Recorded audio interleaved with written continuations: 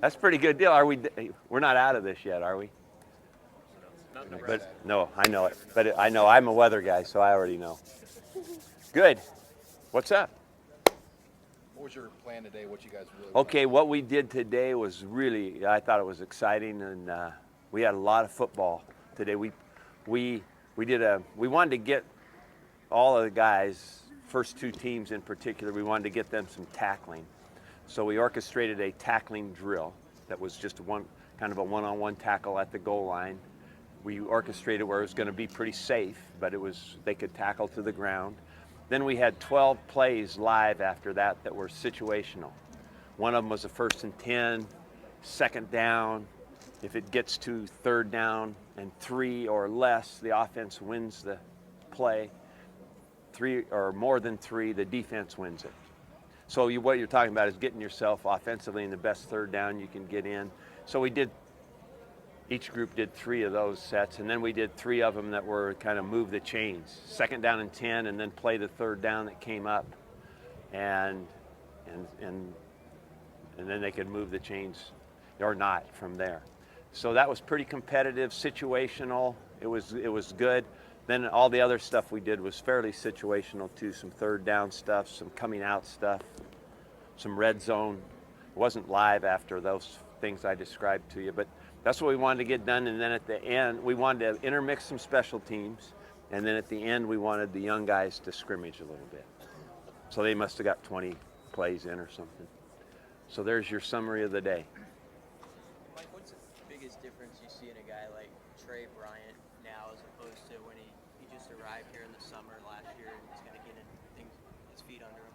Trey's a good example of that guy that has grown, and it shows that growth just in how he carries himself and confidence he has in what he's doing. I think that he's been in it, played a year as a true freshman, and that's all good. That's all helpful. Do you see the same kind of thing Mikhail Littlebottom? Looks like he's starting to step up. Yeah, I think that actually that competition between those two guys is really close right now. And Divine's doing well too, but I think that those other two that's pretty close. Mike, were you a little handcuffed at all with Stanley sitting out and Reimer sitting out, or did it give you a chance to look at some different I think plays? I didn't really notice that today and what we were trying to do. I think in general, if that was to be the case, it's hard. But I think some guys filled in. I thought Gabe Ron made some plays. Connor Young made some plays. DeMornay made a really nice post corner move for a touchdown. I thought that there was some good work done like that today. Has JD kind of stayed on that plane that Absolutely. JD's an all-around football player. If we were really making a decision about some of that stuff and had free reign with it, he would be on every special team too. He's a real good all-around football player, and he's competing right in there for the slot back spot. Is Stanley okay? Yeah, he's got soft tissue injury in his neck, so but he's getting better and better. Like, he dressed out today to see what he could do, but he's still stiff, and so I told those guys to keep him out. He probably could have gone, maybe. So he's going to get better, and maybe by Tuesday he can go. And Reimer's, how soon? That was a bruise, and I think he'll be ready Tuesday.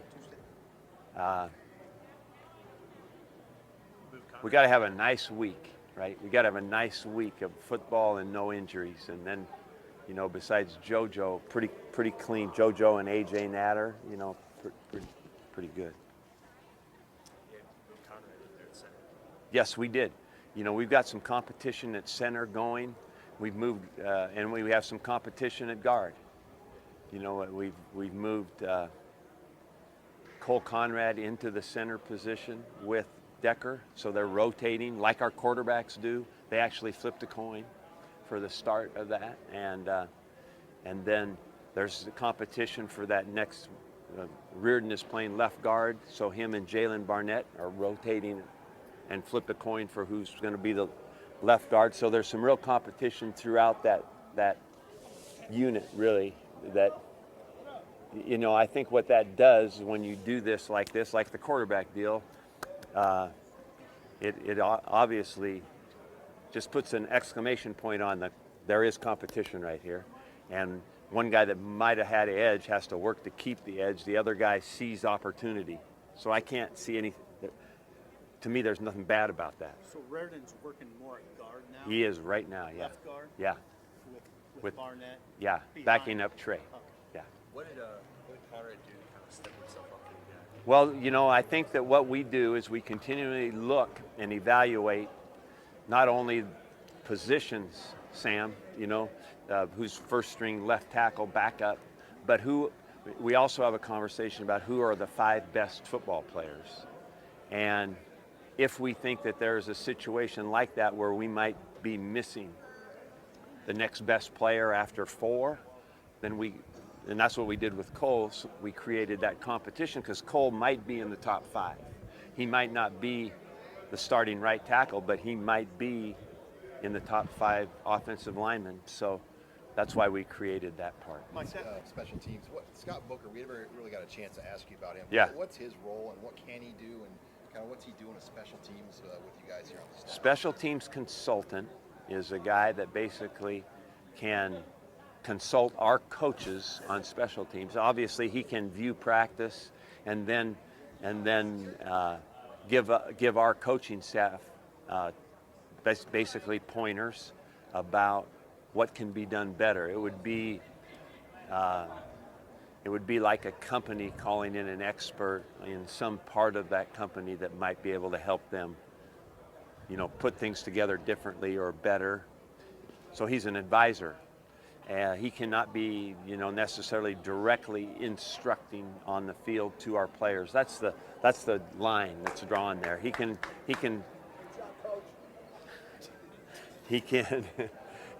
talk to our players, our coaches, and he can educate our coaches, and that's it basically. He's done it. He's really a fun guy, and you know, he's had good experience, and he's young. I really like working with him. Back to offensive line, you used words very, very concerned, thoughtful. What do you? Well, did I say very, very concerned? I think you have to. Very, very concerned and thoughtful. Well, I think our concern is that we want to and need to find paths to grow, because we certainly want to be better. You guys know where we were offensively a year ago. You know what our goal was running the ball and where we ended up.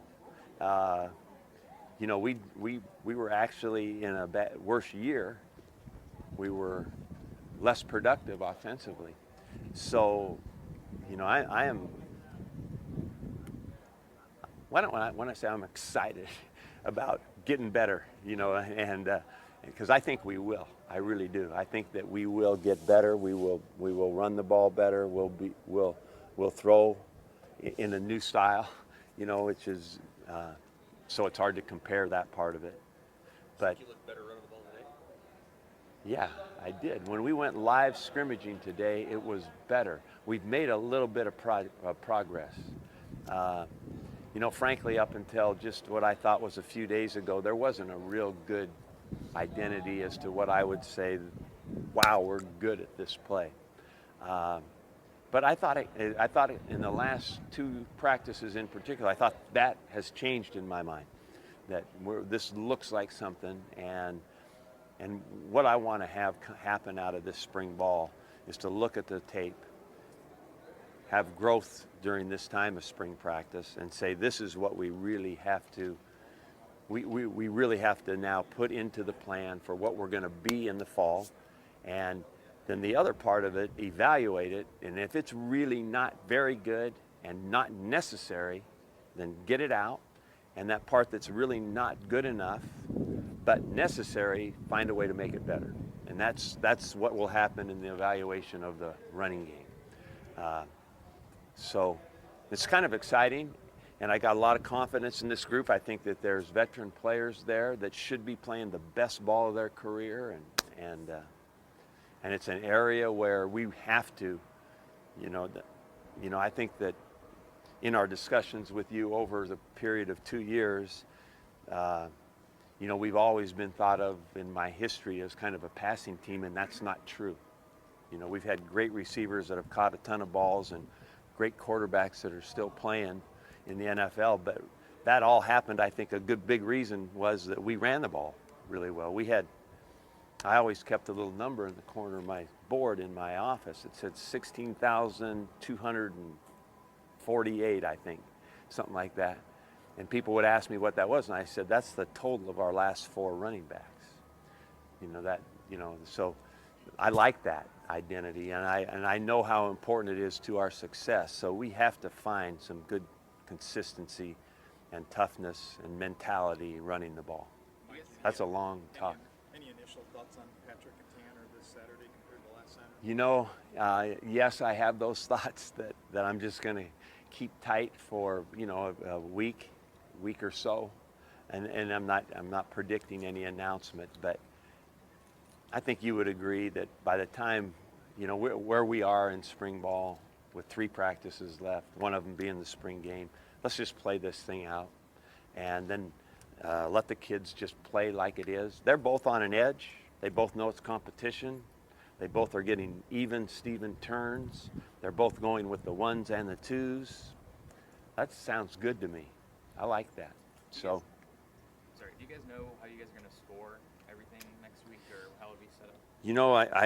I think that we're going to not have 2 separate teams formed. Maybe not. But I have 2 thoughts. One of them will be a point system like we used last year where the defense has ways to score points. And the other one maybe would be to divide the teams. But that's hard to sometimes orchestrate. I know when you hired Bob Elliott, you were really excited about what he could do with all that's happened with Kalu moving to safety with the Doman injury. I mean, how, I guess, good do you feel having such an experienced hand back there kind of working with those moving parts? Bob Elliott is a really wise football guy, and he's been around and been through probably all the situations you can be in just about. Competed at the highest level, highly respected, confident, and really, I think, has a special connection with young people and players. That's a neat picture to me. I think he's been very, very good for those guys. He's a good communicator and a good compliment, I think, and a good help to Coach Diaco since they've been together before. So I think there's a comfort level for them. I think it is spread throughout. That defensive staff is a great looking picture to me, not only what you see here, but in their working environment. It's clean, well organized, great. I think great involvement and engagement by all of them. And I think Bob Elliott has a lot of great input. I think that he provides a real source of stability, and I think he's a really good teacher and a good advisor, mentor to our players. Hey Mike, I noticed there was a scrum there and you gathered the team. What was the message? Yeah, that's silly. I mean, it was 2 freshmen that got in a deal, and then instead of separating it, other guys got in, and so, it's just silly. It's unnecessary, and there's lessons there, and it's all you can put it off and just kind of disregard it, or just say it's because of competitiveness, and that's phony. That's there's other ways to be competitive, and so and what it stems from is guys jawing at each other, then 2 freshmen get into a little scuffle that would have been a nothing if guys would have just pulled them apart, and it escalated because the leadership didn't take hold and say, let's don't do this. So, but I really, in saying that might be, 40 some years of coaching, that might have been the 183rd fight. I don't know, probably more than that. I don't know, way worse than that. So, and I really trust this team. There's great leadership. There's great veteran experience on it. So it's one of those things. It's a great time for me to give a lesson, right? That's what it turns out being. Good. Thanks for coming out to the